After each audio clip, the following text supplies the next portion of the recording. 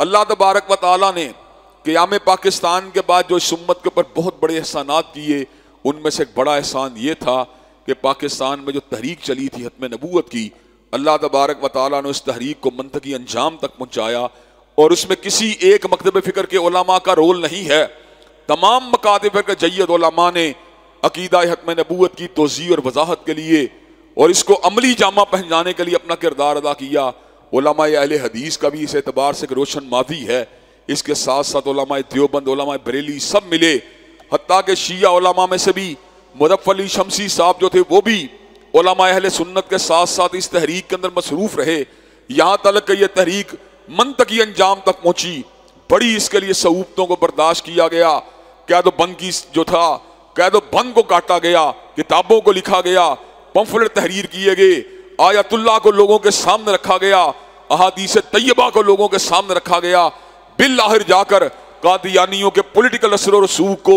तोड़ते हुए अल्लाह ताला के फजल करम से इस मुल्क में इस बात को तय कर लिया गया कि जो हजूर की खत्म नबूवत को नहीं मानता, जो आपको आखिरी नबी नहीं मानता, जो आपको आखिरी रसूल नहीं मानता, जो आपको रब का आखिरी पैगंबर नहीं मानता, वो दायरा इस्लाम से खारिज है। उसका इस्लाम से कोई लेना देना नहीं है, उसका इस्लाम से कोई ताल्लुक नहीं है। हजरत रसूलुल्लाह की खत्म नबूवत के ऊपर अल्लाह तबारक व तआला ने कुरान मजीद में बहुत सी आयात बय्यिनात को नादिल किया,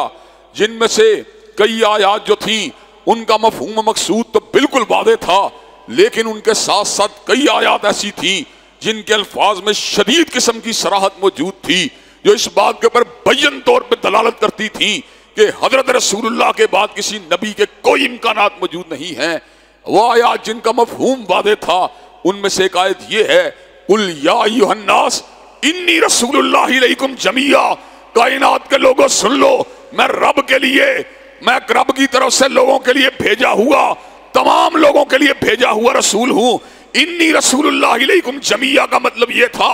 जमी इंसानियत को अब मेरी रिसालत के झंडे के नीचे जिंदगी को गुजारना होगा। इसी तरह कुरान मजीद की ये आयात भी बिल्कुल बय्यन थी, वमा अरसलनाका इल्ला काफ़्फ़तल लिन्नासि बशीरम व नज़ीरा, अल्लाह ने आपको भेजा है पूरी इंसानियत के लिए बशीर व नज़ीर बना के भेजा है। इसका मतलब यह है अब कायनात को किसी और बशीर व नज़ीर की जरूरत नहीं पड़ेगी। जुमला इंसानियत बशीर मानेगी तो हजूर को मानेगी, जुमला इंसानियत नज़ीर मानेगी तो हजूर को मानेगी, और इसके अलावा कोई हिदायत का रास्ता, कोई फलाह का रास्ता मौजूद नहीं। इसी तरह कुरान मजीद की आयात भी बिल्कुल वादे थी, अल यौमा अकमलतु लकुम दीनकुम व अतममतु अलैकुम नेमती व रज़ीतु लकुमुल इस्लाम दीना, आज के दिन अल्लाह ने दीन को मुकम्मल कर दिया, नेमतों को तमाम कर दिया और इस्लाम को तुम्हारे लिए बतौर दीन मुंतहिब फरमा लिया। हज़रात गिरामी का दीन की तकमील का मतलब यह है अब कोई और नबूवत नहीं हो सकती, अब कोई और रसूल नहीं हो सकता,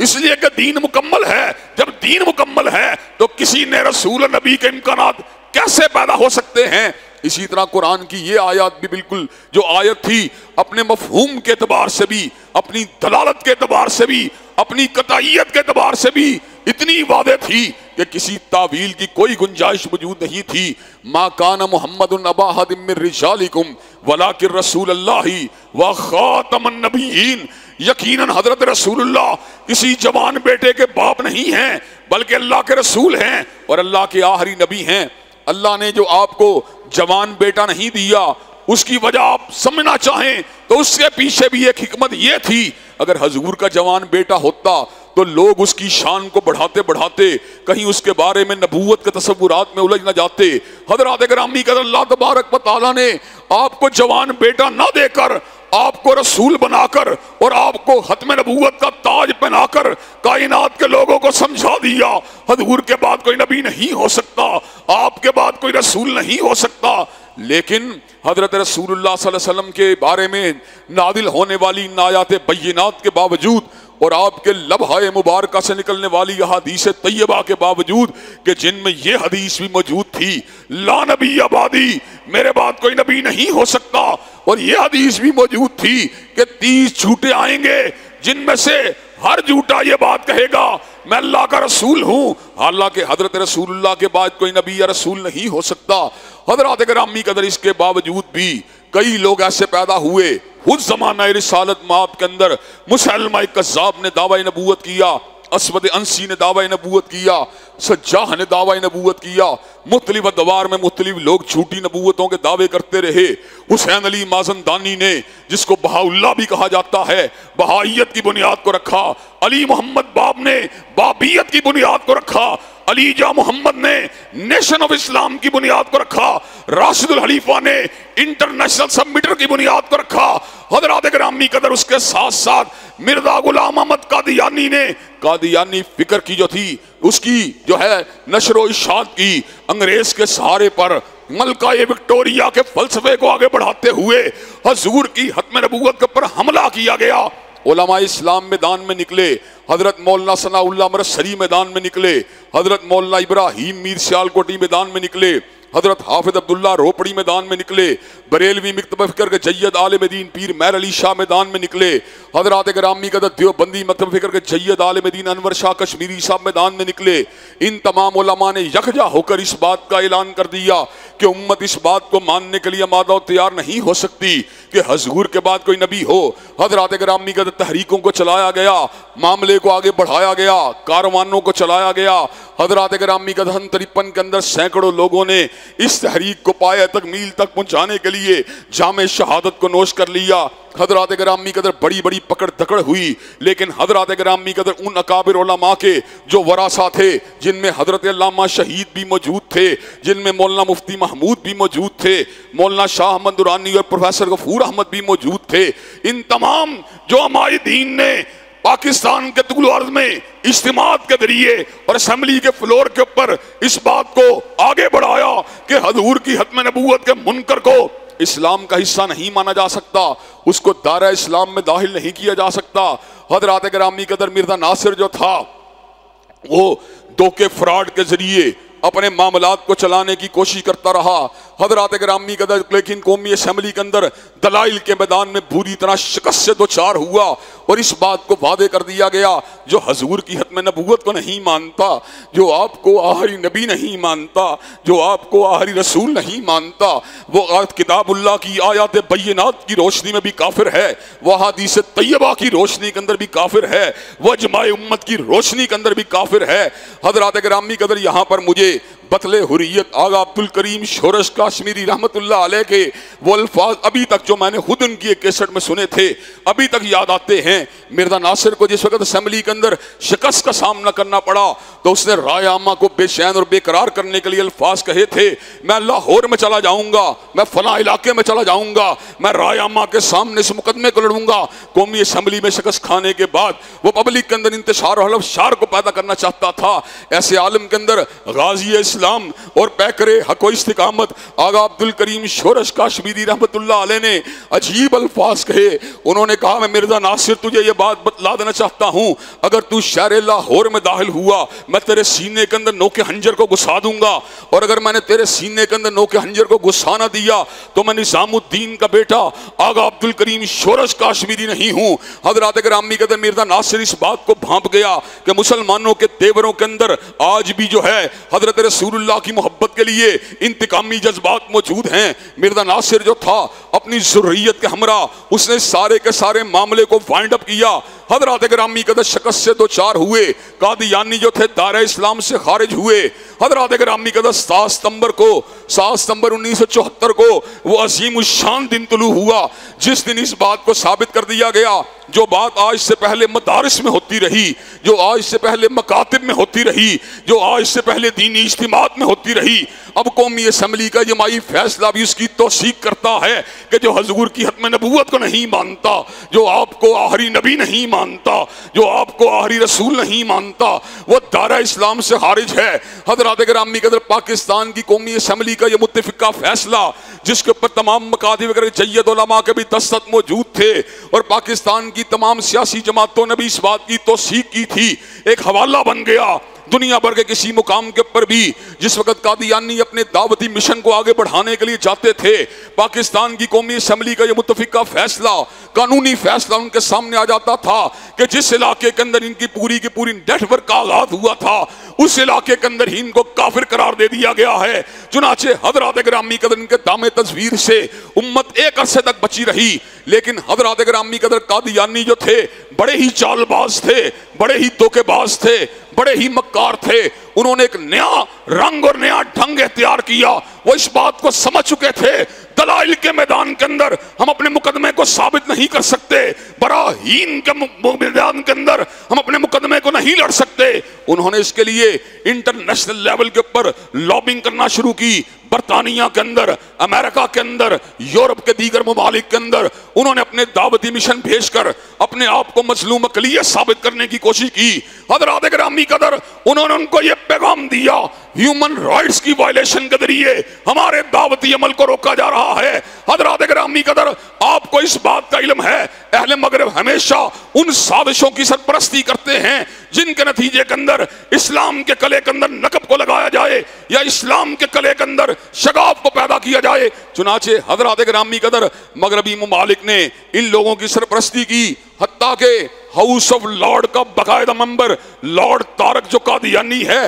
वो इस वक्त भी हाउस ऑफ लॉर्ड का मेंबर है। हज़रात ग्रामी कदर हत्ता के तहरीक इंसाफ के सरबराह इमरान खान ने अमेरिका की एक इंतहाबी मुहिम के दौरान एक पार्लियामेंट के लिए, एक कांग्रेस के लिए लड़ने वाले मेंबर की हिमायत की थी जिसका ताल्लुक कादियानी फिक्र के साथ था। हज़रात ग्रामी कदर दुनिया के मुख्तलिफ मुकामात के ऊपर ये सफारती सरगर्मियां, ये लॉबिंग के सारे ताने बाने यहां तक पहुंचे कि सरमाए को भी इकट्ठा किया गया, वसाइल को भी इकट्ठा किया गया, सियासी असर रसूख को भी इकट्ठा किया गया और उसके बाद पाकिस्तान की सियासी जमातों के अंदर भी नकब को लगाया गया। कभी हाजासों को पकड़ने की कोशिश, कभी फवाद चौधरी को पकड़ने की कोशिश, हर जमात के अंदर लॉबिंग करके अपने मुकदमे को आगे बढ़ाने की जुस्तजू की गई। हज़रात ग्रामी कदर बात यहां तक भी पहुंची कि आतब मियां कादियानी के हवाले मुल्क के खजाने की चाबियां भी होने वाली थी, लेकिन अल्लाह के फजल करम से उलमा इस्लाम की बरवकत निशानदही की वजह से खान साहब ने इस फैसले को वापस ले लिया।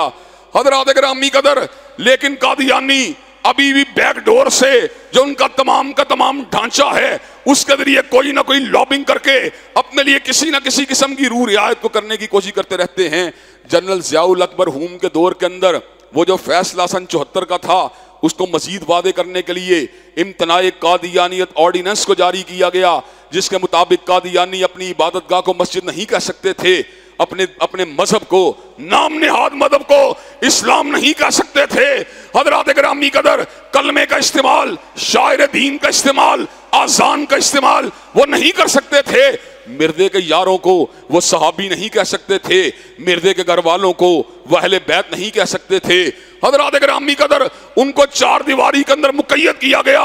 हज़रात ग्रामी कदर ये जो इम्तनाए कादियानियत ऑर्डिनेंस था इसके होते हुए कादियानियों को फिर तबलीग की इजाजत भी नहीं दी गई। उनको कहा गया तुम अपने घरों के अंदर मजबूर हो, अपने घरों के अंदर महसूर हो, जो मर्जी करते रहो, लेकिन तुम उम्मत के किसी फर्द को गुमराह करने के लिए अपने लिटरेचर की नशर व इशाअत नहीं कर सकते। हज़रात ग्रामी कदर लेकिन कादियानी भी अपनी जिद के पक्के थे। उन्होंने उम्मत के ढांचे को अपनी तरफ मुल्तफित करने के लिए हमेशा हुर्रियत फिक्र की बात की, हमेशा आज़ादी इजहार की बात की, जमहूरी आज़ादियों की बात की, लेकिन उलमाए दीन ने इस बात के तारोपोत को बखेर दिया। आज़ादी ईसाइयत के लिए है, आज़ादी यहूदियत के लिए है, आज़ादी हिंदू मजहब के पैरोकारों के लिए है, आज़ादी उन मज़ाहिब के लिए है जो हकीकत में मज़ाहिब हैं, लेकिन जो हुज़ूर की हत्म नबूवत का मुनकर है उसको दावती आज़ादी नहीं दी जा सकती, उसको मदबी आज़ादियाँ नहीं दी जा सकती। अगर वो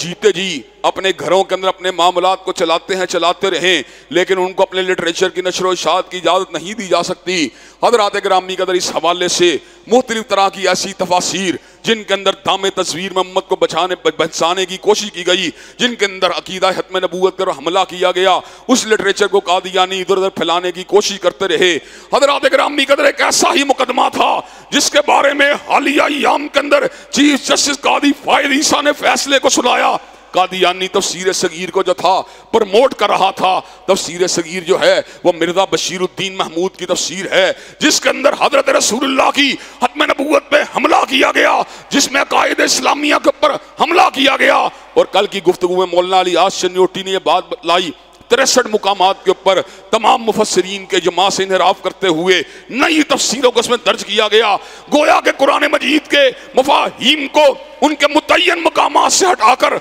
अपनी मर्जी का जामा पहनाकर उसकी नशर इशात की गई। हजरात गिरामी कदर, ये सारा का सारा लिटरेचर जो था इसको डिस्ट्रीब्यूट करना खिलाफ आईन था। हजरात गिरामी का चीफ जस्टिस के सामने जब इस मुकदमे को लाया गया तो उन्होंने इसके बारे में फैसला सुनाया कि 2019 के अंदर इस किताब के ऊपर बैन नहीं था, 2021 के अंदर इसके ऊपर बैन किया गया। चुनाचे इस शख्स के ऊपर जो गिरफ्तारी इसकी डाली गई उस वक्त डाली गई जब इस लिटरेचर की नशर व इशात करना जुर्म न था। हालांकि हजरात गिरामी कदर, इम्तनाए कादियानत ऑर्डिनेंस के बाद किसी भी किस्म के लिटरेचर की नशर व इशात की कोई गुंजाइश मौजूद नहीं थी, लेकिन पर्टिकुलरली इस किताब का नाम लेकर उन्होंने ये बात लिखी कि 2021 में फैसले को सुनाया गया, इसकी नशर व इशात भी कानूनी तौर पे जुर्म है। जुर्म चूंकि 2019 में हुआ था इसलिए इसको सजा नहीं दी जा सकती। अगर बात यहीं तक होती तो उसके अंदर हम ये बात कह सकते थे, एक जजमेंट है, एक फैसला है जो उन्होंने अपनी मर्जी के साथ या हालात व वाकयात पे गौर व फिक्र करके दिया है,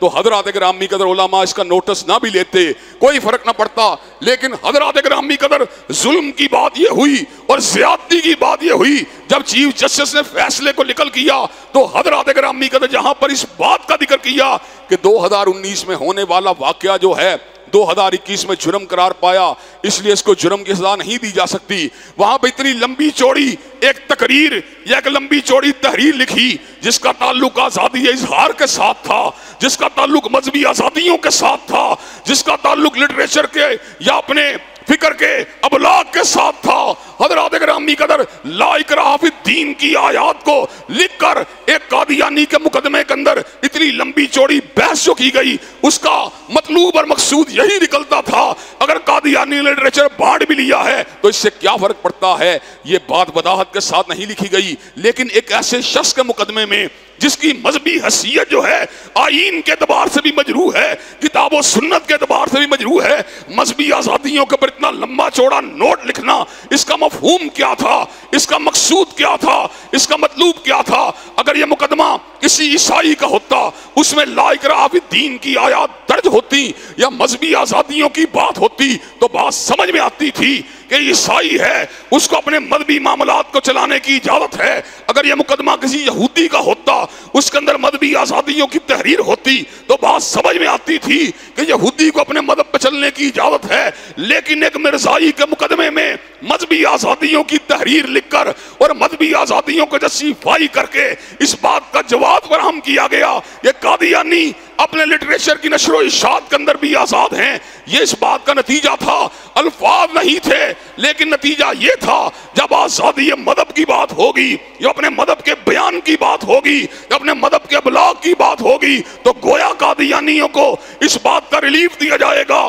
कि इस मुल्क के अंदर अहले सुन्नत और दीगर मकादी फिक्र के लोगों को वो अपने दामे तस्वीर में लेकर मिर्जा गुलाम अहमद कादियानी को बतौर नबी उनका मनवाने की कोशिश करेंगे। हजरात गिरामी कदर, बात तो बिल्कुल सीधी सादी थी, लेकिन मुस्लिम लीग के बाद दोस्तों ने शायद इसको अपनी अना का मसला बना लिया कि कादी फायद ईसा के बाद फैसलों से इस बात की जो थी रुझान झलकता था कि मुस्लिम लीग की तरफ उनका एक सियासी रुझान मौजूद है। इसलिए मुस्लिम लीग के दोस्तों को यह बात समझने की जरूरत है कि यह मुल्क जो है यह मुल्क मोहम्मद करीम के गुलामों का मुल्क है, यह मुल्क जो है नबी मेहरबा के उम्मतियों का मुल्क है। इस मुल्क के अंदर मजहबी आजादियों की बात किसी ऐसे मुकदमे में नहीं की जा सकती जिसका ताल्लुक मिर्जाइयत के साथ हो, जिसका ताल्लुक कादियानियत के साथ हो, जिसका ताल्लुक मिर्जा गुलाम अहमद कादियानी की ज़ुर्रियत के साथ हो। चुनाचे मुल्क के तमाम उलमा, तमाम मकादमी के जय्यद उलमा ने इस मौके पर स्टैंड लिया है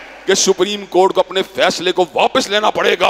और इस मुकदमे के अंदर जो फैसला सुनाया गया है उसमें मजहबी आजादियों की जो तफासील मौजूद हैं उनको इस मुकदमे से अलग करना पड़ेगा। हजरात गिरामी कदर, मुझे ये बात बतलाइए कि हमने कलमा मियाँ साहब का पढ़ा है कि हमने कलमा हान साहब का पढ़ा है? रब्बे कबीर की कसम है हमने कलमा अगर पढ़ा है फातिमा के बाबा का पढ़ा है, हमने कलमा अगर पढ़ा है आमिना के दुर्रे यतीम का बड़ा है। हम किसी ऐसे फैसले को नहीं मानते जिसके नतीजे के अंदर मिर्जा गुलाम अहमद कादियानी की ज़ुर्रियत को इस मुल्क के अंदर अपने दावती मिशन को जारी रखने का कोई अदना सा जवाब भी मिले। हज़रात गिरामी कदर, मुझे ये बात बतलाइए, ये फैसला वापस होना चाहिए कि नहीं होना चाहिए? हज़रात गिरामी कदर, इसकी तफासील के अंदर जो मजहबी आज़ादियों की बात की गई है उसको इस डॉक्यूमेंट से लादा होना चाहिए कि नहीं होना चाहिए? अल्लाह के फضل व करम से हम जस्टिस कादी फ़ाइद ईसा साहब को ये बात समझा देना चाहते हैं। आप कादी उल खुदा के मनसब पे फायद हैं, आप चीफ जस्टिस के मनसब पे फायद हैं, लेकिन ये मनसब जो है उस वक्त तक अहम है जब तक आपके कलम के नतीजे के अंदर दीन के ऊपर हमला ना हो, जब तक आपके कलम से हत्म नबूवत का अकीदा मजरू ना हो, जब तक आपके कलम की काट से शायर दीन मजरू ना हो। और याद रखिए, कादी फ़ाइद ईसा साहब के माफी के हवाले से भी आपको दो फैसलों की तरफ आपकी तवज्जो को मबजूल करवा के इस बात को भी मैं वादे कर देना चाहता हूं कि कादी साहब तरजीह के एतबार से दीन को दूसरे नंबर पर रखते हैं और आइन को पहले नंबर पर रखते हैं। उनकी बाकायदा वीडियो मौजूद है कि मैं